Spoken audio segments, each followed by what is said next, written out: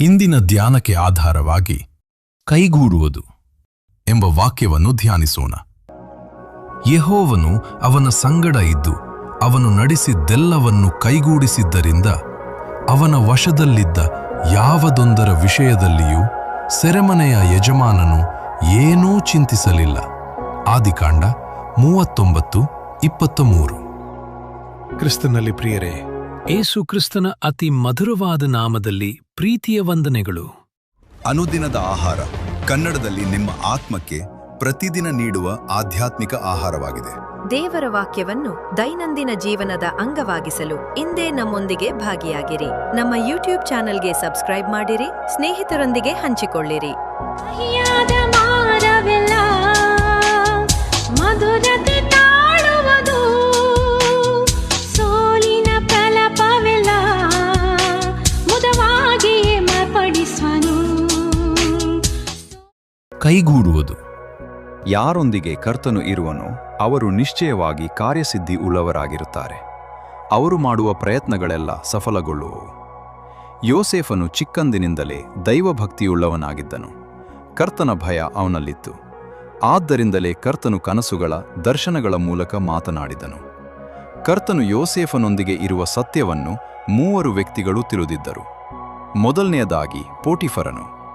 ಯೆಹೋವನು ಯೋಸೇಫನ ಸಂಗಡವಿದ್ದು ಅವನು ಮಾಡುವ ಕೆಲಸವನ್ನೆಲ್ಲ ಸಫಲವಾಗುವಂತೆ ಮಾಡುತ್ತಾನೆಂದು ಅವನ ಧಣಿಯು ತಿಳಿದು ಅವನ ಮೇಲೆ ದಯೆಯಿಟ್ಟು ಅವನನ್ನು ಸ್ವಂತ ಸೇವಕನನ್ನಾಗಿ ನೇಮಿಸಿಕೊಂಡನು ಎಂದು ಆದಿಕಾಂಡ 39:3 ಹೇಳುತ್ತದೆ.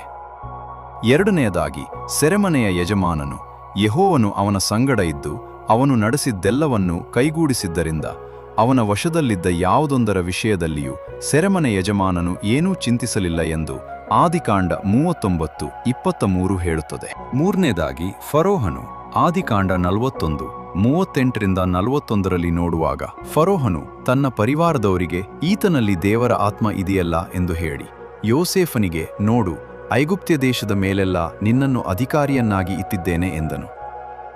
ಹಾಗೆಯೇ ಕರ್ತನದ ದಯೆ, ಕೃಪೆ ಯೋಸೇಫನ ಮೇಲೆ ಅಪರಿಮಿತವಾಗಿ ಇದ್ದದರಿಂದ ಆದಿಕಾಂಡ 41:44 ಫರೋಹನು ಅವನಿಗೆ, ನಾನು ಫರೋಹನು, ನಿನ್ನ ಅಪ್ಪಣೆಯಿಲ್ಲದೆ ಐಗುಪ್ತ ದೇಶದಲ್ಲೆಲ್ಲ ಒಬ್ಬನು ಕೈಯನ್ನಾಗಲಿ ಕಾಲನ್ನಾಗಲಿ ಕದಲಿಸಕೂಡದು ಎಂದು ಹೇಳಿದನು. ಯೋಸೇಫನೊಂದಿಗೆ ಕರ್ತನ ದಯೆ, ಕೃಪೆ ಇದ್ದುದರಿಂದ ಅವನನ್ನು ಹಗೆ ಮಾಡಿದ ಸಹೋದರರು ಬಂದು ಅವನ ಪಾದಕ್ಕೆ ಅಡ್ಡ ಬೀಳುವಂತೆಯೂ ಕ್ಷಮಾಪಣೆ ಕೇಳುವಂತೆ ಕರ್ತನು ಮಾಡಿದನು. ಯೆಹೋವನು ಒಬ್ಬನ ನಡತೆಗೆ ಮೆಚ್ಚಿದರೆ ಅವನ ಶತ್ರುಗಳನ್ನು ಮಿತ್ರರನ್ನಾಗಿ ಮಾಡುವನು ಎಂದು ಜ್ಞಾನೋಕ್ತಿಗಳು 16:7 ಹೇಳುತ್ತದೆ. ಅನೇಕರು ಯಾಕೆ ಏಳಿಗೆಯಿಲ್ಲ, ತಾವು ಮಾಡಿದ ಪ್ರಯತ್ನಗಳನ್ನೆಲ್ಲ ಯಾಕೆ ಕೈಗೂಡುವುದಿಲ್ಲ ಎಂದು ಹೇಳುತ್ತಾರೆ. ಅವರು ಕರ್ತನು ನಮ್ಮೊಂದಿಗಿರುವನ ಎಂದು ತಮ್ಮನ್ನು ಪರೀಕ್ಷಿಸಿಕೊಳ್ಳುವುದು ಒಳ್ಳೆಯದು.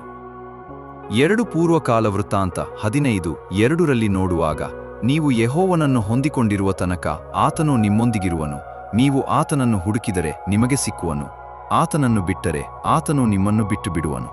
ನೆನಪಿಗೆ ಯಾಕೋಬನು 4:8. ದೇವರ ಸಮೀಪಕ್ಕೆ ಬನ್ನಿರಿ, ಆಗ ಆತನು ನಿಮ್ಮ ಸಮೀಪಕ್ಕೆ ಬರುವನು. ದೇವಮಕ್ಕಳೇ, ಕರ್ತನ ಭಯ ನಿಮ್ಮೊಳಗೆ ಸದಾ ಇರಲಿ. ಆತನನ್ನು ಪ್ರೀತಿಸಿ ಆತನ ವಾಕ್ಯಗಳನ್ನು ಧ್ಯಾನಿಸಿ ಅದರಂತೆ ನಡೆದು ಆತನಿಗಾಗಿ ನಿಮ್ಮ ಶಕ್ತಿಯಾನುಸಾರ ಸೇವೆ ಮಾಡುವಾಗ ನಿಶ್ಚಯವಾಗಿ ನಿಮ್ಮನ್ನು ಉನ್ನತಿಗೆ ತರುವನು. ಆಮೇನ್. ಬೇಗನೆ ಮತ್ತೊಂದು ದೇವರ ವಾಕ್ಯದೊಂದಿಗೆ ಭೇಟಿಯಾಗೋಣ.